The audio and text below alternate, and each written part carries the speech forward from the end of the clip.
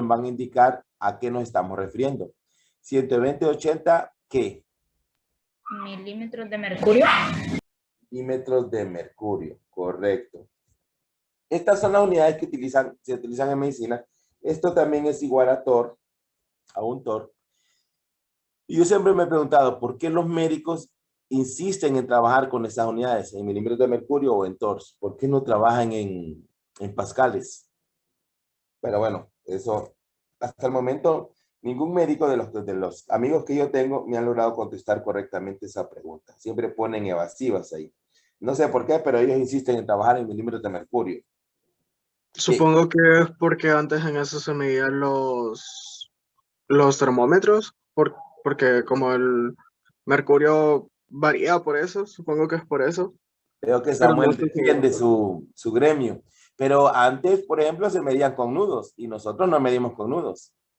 Ah, pues ahí sí, ya no sé. Pero supongo que era por eso. Yo ahí ya no sé. No, yo le digo, no, como le digo, yo tengo varios amigos, incluso especialistas, y no me han podido dar una respuesta que a mí me convenza, convincente de que diga, ah, bueno, por ese motivo es.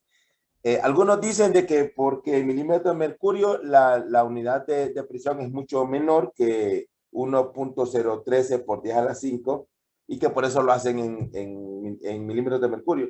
Pero para eso no, porque está la notación científica, pues podrían trabajar con notación científica. Bueno, hay varias, me han dicho varias cosas, una de ellas la que el compañero Samuel me acaba de decir.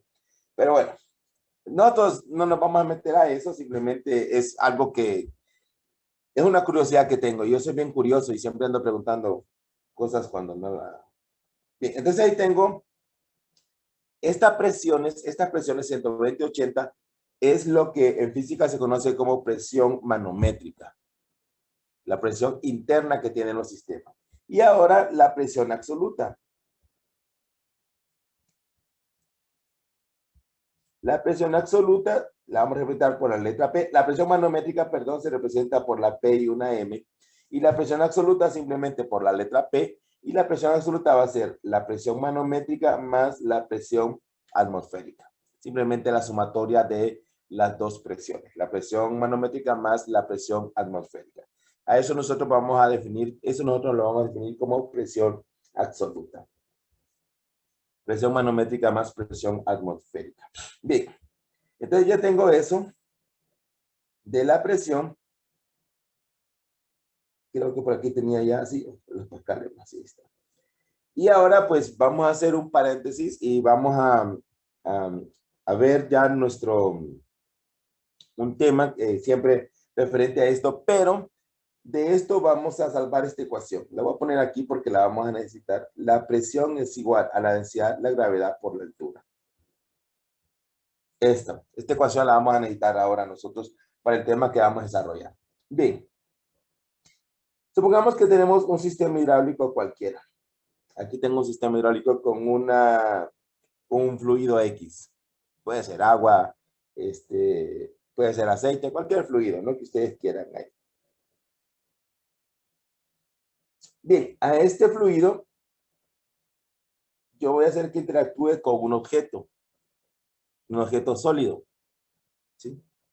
Yo sé que de aquí pueden ocurrir dos fenómenos. Uno, de que el objeto flote y el otro, de que el objeto se hunda.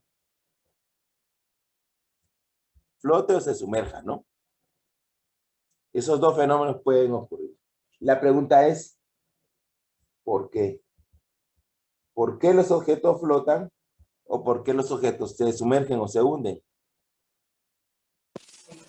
Tal vez porque tiene que ver con la densidad del objeto. Aquí está, ¿eh? La densidad. Por eso coloqué esta ecuación. Esta ecuación la vamos a necesitar nosotros para desarrollar nuestra teoría. Por la densidad. La densidad es la causante de que un objeto pueda flotar o un objeto pueda sumergirse. Pero realmente no tenemos muy claro cuál es el papel que la densidad ejerce ahí. Bien, supongamos de que el objeto que tengo yo aquí es un submarino.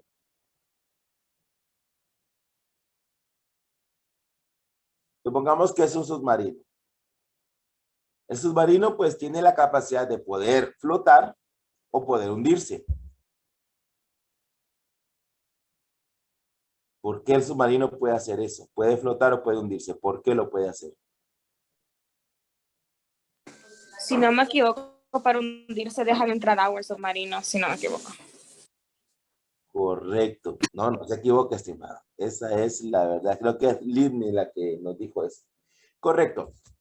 Lo que hace el submarino realmente es, ustedes dijeron de que un objeto flota o se sumerge debido a la densidad. El submarino tiene la capacidad de poder modificar su densidad. Por ejemplo, si se quiere sumergir, él tiene unas cámaras que las abre, entra agua al sistema, eso hace que la densidad comience a aumentar y comienza a hundirse. Si quiere salir a la superficie, lo que hace es de que extrae esa agua de las cámaras, su densidad disminuye y él comienza a salir a la superficie. Entonces, el submarino tiene la capacidad de poder modificar su densidad, así como los delfines pueden modificar su densidad, las ballenas, los tiburones pueden modificar su densidad. Entonces, ellos tienen esa capacidad de modificar su densidad para poder, ya sea flotar o sumergirse.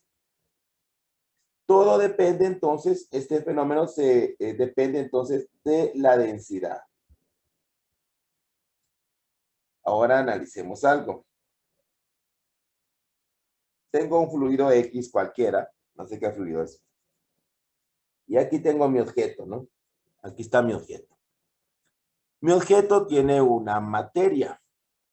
Y esa materia, al interactuar con la gravedad, me genera un peso. El peso es la masa por la gravedad. Recordemos nosotros, o tengamos presente siempre, si nosotros tenemos presente siempre este concepto, les aseguro que lo demás va a ser bien fácil. El peso depende del objeto. Esto depende del objeto. El peso depende del objeto. Y el peso puede ser igual trabajando con la densidad, porque recordemos que lo que nos interesa en este momento a nosotros es la densidad. Densidad, volumen del objeto, volumen del objeto por la gravedad. La gravedad sí no depende del objeto, pero el peso, pero la masa sí depende del objeto, pero la gravedad no depende del objeto. Entonces, el peso sería igual, la densidad del objeto, volumen del objeto por la gravedad. Aquí vamos bien, ¿no? Ahora, si yo aplico a este sistema, porque lo puedo aplicar, si yo aplico a este sistema las leyes de Newton, la tercera ley de Newton dice que a cada acción, la acción en este caso es el peso, a cada acción le corresponde una reacción. Tiene que haber una reacción. Si estuviéramos nosotros en mecánica clásica, la reacción sería la normal. Pero en este caso estamos en mecánica de fluidos, no, a la reacción no le vamos a poner la normal. Le vamos a poner nosotros, o la vamos a llamar flotación. Flotación. Que viene del anglosajón del inglés boat, flotación. Entonces, ahí tengo acción, reacción. Licenciado, ¿es beta o es una? Una vez. Sí, una vez. Siguiendo las leyes de Newton, Newton dice de que la reacción es de igual magnitud a la acción, pero está en sentido contrario. Eso es lo que dice la tercera ley de Newton. Acción, reacción, y la reacción es de igual magnitud a la acción, pero en sentido contrario. Por lo tanto, yo puedo decir de que la flotación es igual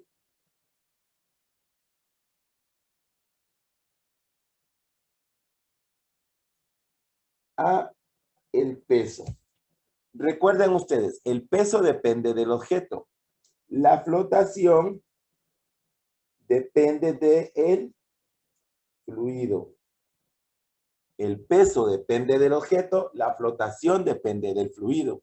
Si nosotros tenemos siempre presente esas definiciones, les aseguro que lo demás es súper sencillo. Entonces yo puedo decirte que la flotación es igual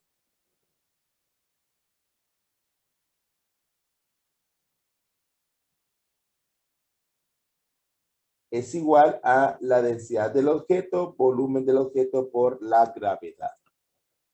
Y ahora lo que quiero yo es un modelo matemático de la flotación parecido al modelo matemático que tengo sobre el peso, pero teniendo presente de que el peso depende del objeto y la flotación depende del fluido.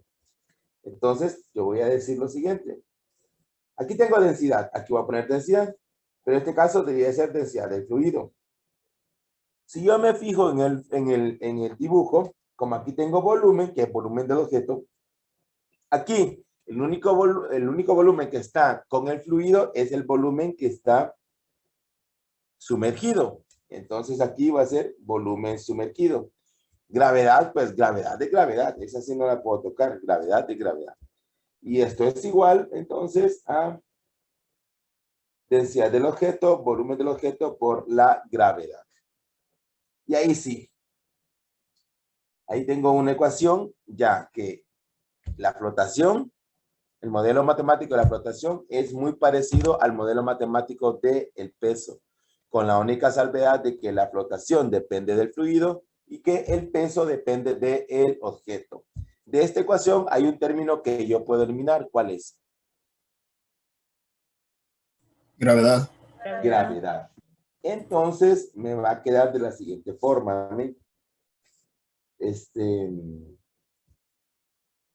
Densidad del fluido, volumen sumergido es igual densidad del objeto, volumen del objeto. Esta ecuación que está aquí es lo que se conoce como el principio de Arquímedes. El principio de Arquímedes. Arquímedes era un filósofo griego entre 600 y 700 años antes de la era cristiana. Y él, sin utilizar los conceptos de Newton, las leyes de Newton o las leyes de la mecánica clásica, él logró llegar a esa misma conclusión. Nosotros, pues, no tenemos la genialidad de Arquímedes y nosotros sí necesitábamos los conceptos de Newton para poder llegar a esa conclusión. Gracias a este modelo matemático, como les digo, estamos hablando de 600, 700 años antes de la era cristiana. Gracias a este modelo matemático tenemos barcos, tenemos aviones, tenemos globos aerostáticos, ¿sí? Gracias a este pequeño modelo matemático es que tenemos todo eso. A este pequeño. Si ustedes se fijan en este pequeño modelo matemático, se parece bastante a lo de Pascal, que tengo que presión 1 es igual a presión 2, ¿se acuerdan? Y tengo que la fuerza 1 entre el área 1 es igual a la fuerza 2 entre el área 2. Y si esta ecuación la modifico, me queda que la fuerza 1 por el área 2 es igual a la fuerza 2 por el área 1. Esta ecuación prácticamente es esta misma, ¿no? Si yo la llego a ver. Nada más que allá tengo presiones, tengo áreas, aquí tengo densidades y tengo volumen. Bien. ¿Puede ponerlo de nuevo, por favor, el de Pascal? ¿Cuál? El de Pascal que escribió hace poco. Ah, la presión. Estos, ustedes son los que pueden jugar con esas ecuaciones. Siempre le he dicho, ¿no? Cuando yo planteo un modelo matemático, traten de jugar con él a ver qué otras cosas encuentran. Entonces, esto que está aquí, ¿no? A ver, perdón. Entonces, esta ecuación se parece bastante a lo que es el principio de Arquímedes. Lo único que allá tengo densidad, aquí tengo fuerza, allá tengo volumen y aquí tengo área, ¿no? Pero prácticamente es la misma ecuación. Bien. Ahora, otra pregunta. Como les dije a ustedes desde el principio, a mí me encanta preguntar bastante. Y como no lo sé, entonces ustedes me pueden ayudar, creo yo. ¿Cuál es la presión? ¿Cuál es la densidad del cuerpo humano?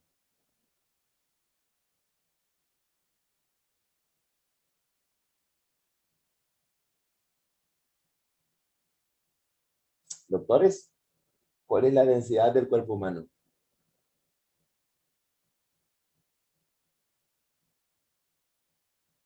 Supongo que debe ser la de la sangre. Y sé que la de la sangre es menor que la del agua. Solo sé eso. Pero no sé cuánto es. ¿Quién está de acuerdo con lo que dice el compañero Samuel? el que defendía a su gremio o defiende su gremio. ¿Cuál es la densidad del cuerpo humano? Y alto, algo que un estudiante o un profesional universitario tiene que sacar de su vocabulario es supongo. Lo decimos, ¿es esto o no sé? Pero no podemos decir supongo. ¿Sí? Hoy, por ejemplo, estaba viendo una entrevista de un canal ahí, aquí hondureño, donde una periodista que yo le tengo cierto respeto, cometió graves errores. Uno de ellos, interpretar mal una entrevista que salió en el programa de ella, y la otra es afirmar. Un periodista no puede afirmar. Un periodista solo está para transmitir lo que otros dicen, pero no puede afirmar las cosas, decir esto es así, no puede hacer eso. Y lastimosamente esa periodista que yo le tengo cierto respeto, cometió esos dos grandes errores. Claro, más tarde le voy a escribir ahí, pero sí, eso un estudiante universitario o un profesional universitario no puede decir supongo. Supongo que usted se va a morir mañana. No, no pueden decir eso. Entonces, bien, volvamos a nuestro, ¿cuál es la densidad del cuerpo humano, doctores? Vamos, ustedes son doctores. Yo no sé porque yo no soy doctor. Según tengo entendido, es de 0.95 gramos sobre centímetro cúbico. Bueno, no sé quién nos dijo eso, pero nosotros trabajamos en metros, en kilogramos y en segundos. 943 kilogramos metros cúbicos. El cuerpo humano, 943 kilogramos sobre metro cúbico. Bien, esa es la densidad del cuerpo humano. 950, 940. Aunque la mujer tiene una densidad, una densidad menor que la densidad del hombre. ¿Cuál es la densidad del agua dulce? Agua dulce porque el agua salada tiene una densidad un poco mayor. 1 gramo sobre centímetro cúbico, pero hay que cambiarlo. Bueno, cámbialo, Humberto. Use su calculadora. Pero, Yo lo espero, no se preocupe. No es 1 por 10 a la 23. 1 por 10 a la 23. ¿Pero qué? No sería Kilogramos 1000 metros. kilogramos sobre metros cúbicos. La densidad del agua. Correcto. 1000 kilogramos sobre metro cúbico. Ya tengo la densidad promedio del ser humano y la densidad del agua, que es de 1000 kilogramos sobre metro cúbico. Si fuera el agua de mar, por ejemplo, sería 1030. Si fuera el agua del mar muerto, sería 1045. Entonces, ahí está. Ahí tengo la densidad. Voy a utilizar, con estos datos que tengo aquí, voy a introducirlos en la ecuación del señor Arquímedes, en el principio de Arquímedes. Entonces, tengo que el fluido es 1000, el volumen sumergido, pues no lo conozco, la densidad del objeto sería nosotros, 943, y el volumen del objeto tampoco lo conozco. Por lo tanto, y el volumen del objeto. Por lo tanto, el volumen sumergido sería 943 entre 1000 por el volumen del objeto. ¿Cuánto me da esto?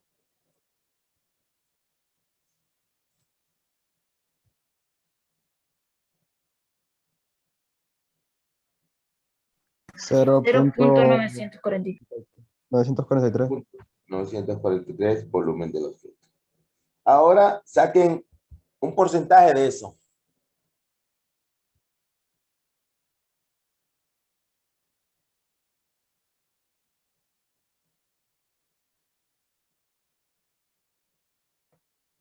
Saquen un porcentaje de eso. 94.3. 94.3%. 4.3. Del volumen del objeto. ¿Qué significa eso para ustedes? ¿Qué significado le pueden dar eso, a eso a ustedes?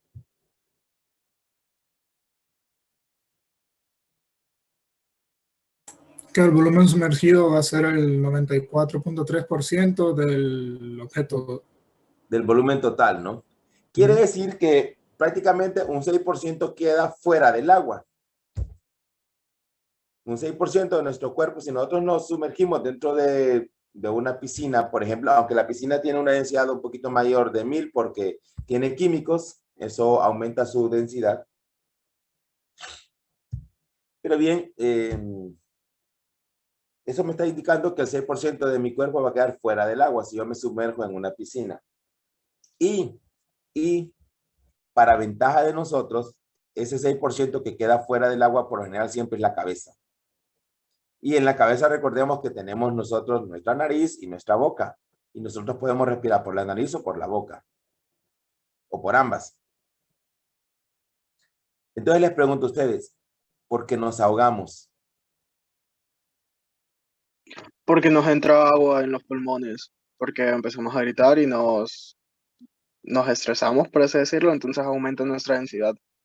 Sí, pero no entra agua a los pulmones, entra agua a nuestro sistema. Si entra agua a los pulmones, ahí nos moriríamos de asfixia. Entra agua a nuestro sistema, eso hace, tal y como dijo Samuel, la densidad del cuerpo humano comienza a aumentar y a medida que va aumentando, entonces ahí comenzamos a hundirnos.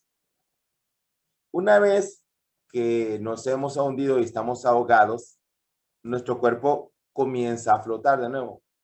¿Por qué?